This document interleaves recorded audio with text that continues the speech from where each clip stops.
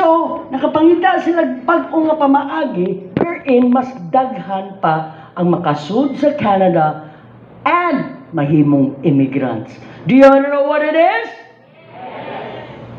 Student visa. Yan na, mag-eskwela na po ko. Susunsa ako, pasara na. Wag nga ko kapasar dahil naglisod, nga ko college, nga ito na hinong kong Canada nga in-English tanan. Sus, pamina mo maayo ha? Student visa.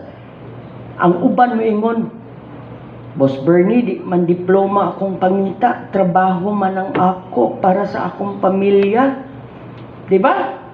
Mo na inyong, di ba mo na inyo? Well, kini, dili di siya nga purely study. Actually, it is a study and work program. Kung asa, mag-eskwela ka o magtrabaho pod ka. Karon, saan mga eskwelahan ako ng algebra, calculus, statistics. Okay, og mo na itong eskwelahan, di takapasar. Ha? So, dili na mao. It's not purely academic. As a matter of fact, it is skills, training, and development na siya na program. Inana ng Canada wais kay gusto maging sila na ang tanan nilang immigrants makatrabaho og maayo.